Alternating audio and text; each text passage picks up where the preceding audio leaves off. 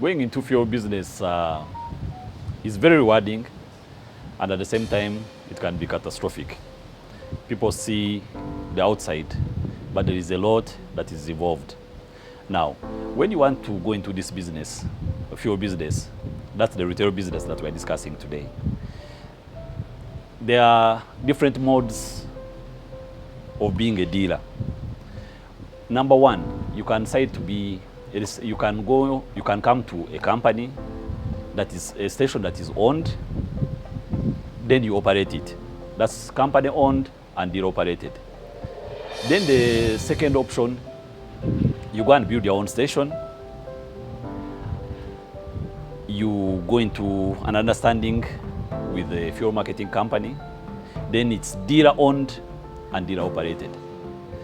The other option is also you build your own station and you become an independent person. So then if I'm a company, some stations that I run is on the concept which we call COCO, company owned, company operated. The company owns the station and also runs the business. Now, that one will leave it out because now we are looking at someone who wants to start and run a fuel business. Let's look at company owned, dealer operated. The company owns the station. It sets the prices for you. It appoints you as a dealer, as an agent, and gives you a commission, what we call a dealer margin. And what people need to understand, you can go to a station and find a price when it's 6,000 shillings. It does not mean when the price goes up, the person who's a dealer benefits. It's the company that benefits. Your dealer margin, your person who, as a dealer, is always fixed. If it's 80 shillings, it's 80 shillings.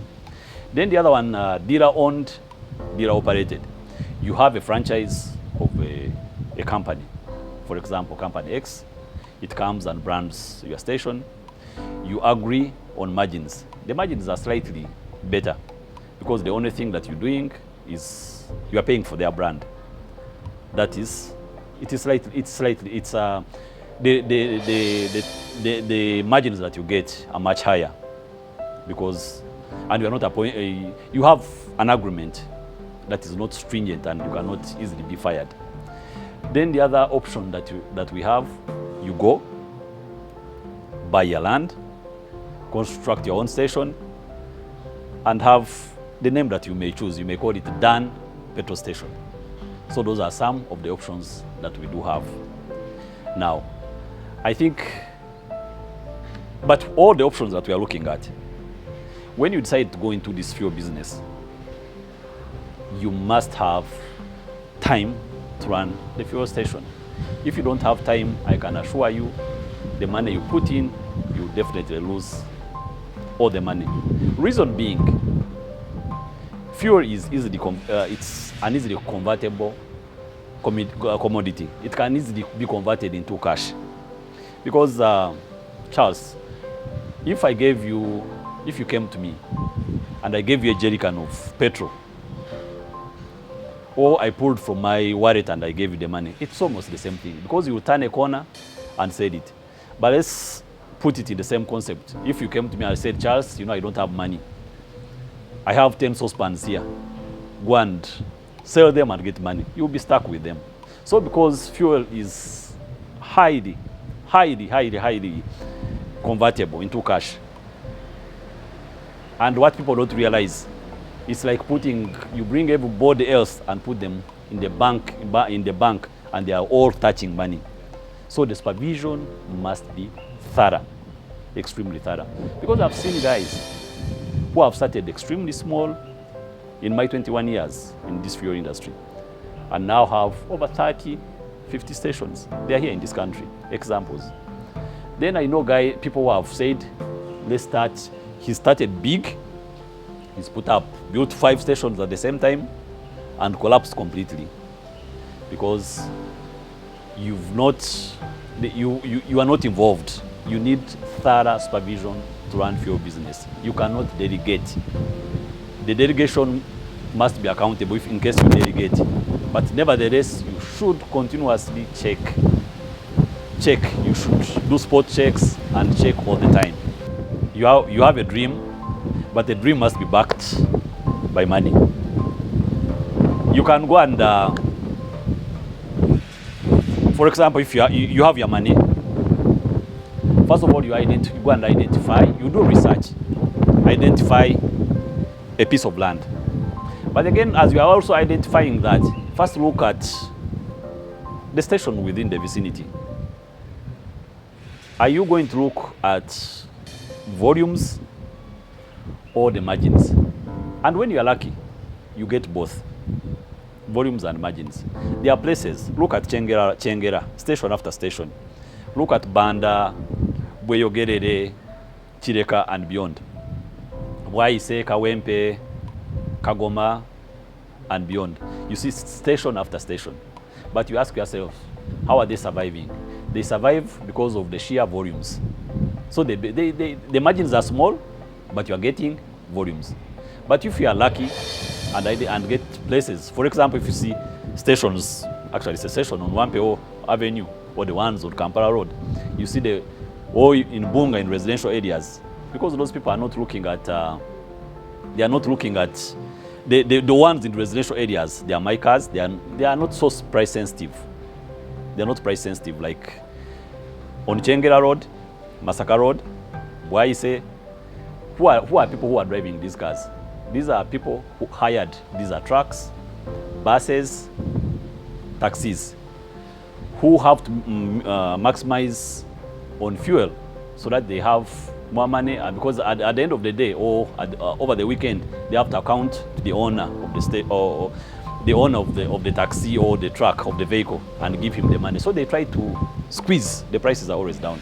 So those are the same. If you have identified that, you look, you do that market survey and say, this is what I want. Then you identify the land. Before you buy it, you go to the authorities, the municipal authorities, city authorities, and ask about the plan of that particular area. If they tell you that, yeah, you can put up a station, you can go ahead and buy the place and get what we call approved plans, that the plans have been approved for a petrol station. What's the next stage? The next stage, you go to NEMA to get a NEMA certificate. That's sure that, so that you don't want to build the station and NEMA comes and breaks it up and breaks it when you have sunk in a lot of your money. NEMA will give you a certificate so that you are not degrading the environment.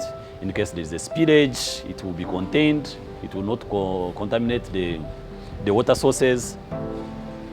Once that is done, you will go to the Ministry of Energy. The Ministry of Energy will give you what they call a construction permit. You begin construction. Once you have done construction, you put everything's done, the station is ready to start. They will give you what they call a completion certificate. Then you can put the equipment, the pumps, the tanks. And on the tanks, maybe let me say something. Right now, you see we are getting out from the business of depots, having depots, because it's an extra expense. Trucks are coming direct and delivering to petrol stations. So it's advisable that your tank of a particular product, petrol or diesel, it should be at least 50,000 liters. So that when a truck comes, it goes and drops from there, because people are getting out of the depot business because of it's an expensive, it's very expensive. Then once all that is done, you go back to, of course they are seeing what they will come on site.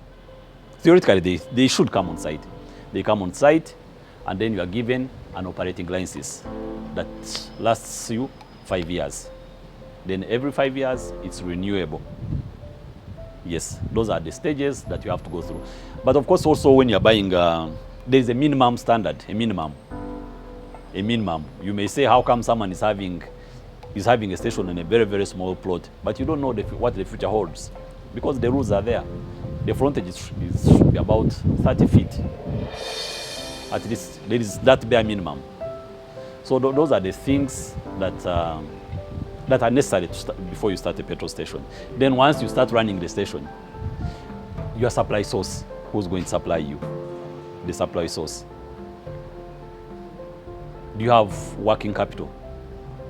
Once you have working capital, your margins also will remain good because you are not getting credit. But if you come to me and say you want credit, first of all, I'll say I cannot supply you these quantities already because I want to protect myself from exposure. If you want 50,000 liters, I'll give you 10,000 liters so that you sell and you bring back. And in that, you are unable to expand. But in case you have your own money and you're able to you can purchase from any person you feel. That's the beauty with Uganda. You can buy from any independent person, any oil marketing company.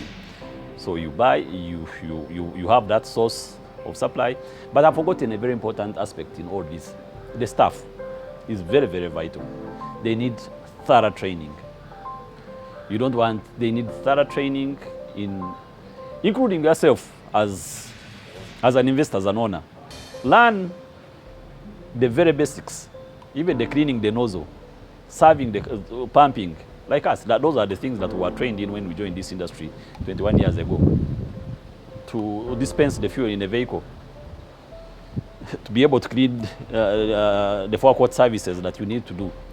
So you need to train your staff. You don't want someone to come when the vehicle takes petrol and you put in diesel, and you have those complications.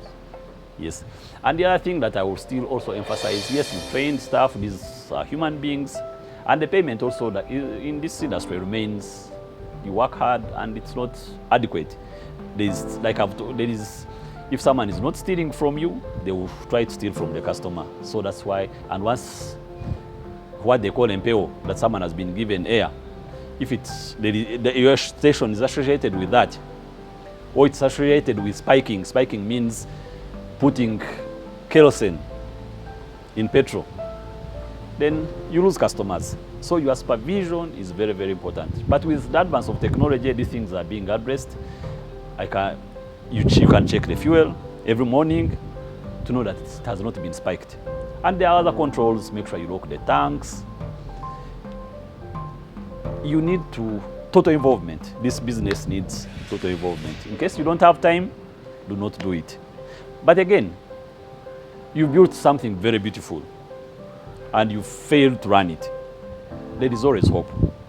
You go to one of the oil marketing companies, you discuss and lease it to them. They give you your money, they come and run it or appoint their own dealer. You sit, if they have advanced your money for 5 years, after 5 years you come and pick your money as per the agreement. The common mistakes that people make, and maybe it cuts across all businesses, when you look at the capital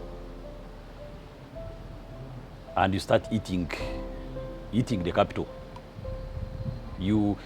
people get in, you're operating on credit. You see the man is starting to take holidays, he's driving a V8, he's not knowing that he's collapsing the station. It needs patience so that you reach that optimum. But it's a sacrifice, hard work, but I see it pays. Like this industry, I've seen people who are coming to our offices, sitting in the chairs, waiting for us to supply them, begging us, because by then it was not as, the competition was not as it is today. Remember the shortages that were always happening in this market. But if you look at them now, they have expanded. And when I mentioned some, and they're in the West, they have over 50 stations. They have become rich. Yet I know also others, they retired, and through there started with 3 stations, built 3 stations, and completely collapsed because they put in their children, their wives, relatives, and the whole thing collapses. Also, when you're building a petrol station, like I've told you, margins have collapsed. It's very important that you put other profit-making centers. That is, you put a cafe, a shop, or a supermarket, a tire center. Those also bring in money. And I want to tell you, there are some companies now, if they did not have other profit-making centers, they would have collapsed. Just imagine, put up food. If you put you bring a sack of Kamonde, make chips and sell to people, how much money are you making? That's where the profit is heading to. so that when you come to a station, it's a one-stop center. And also the other thing, the service that you give at the fuel station.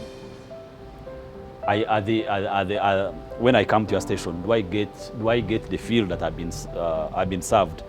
Is my screen served? Is my screen cleaned?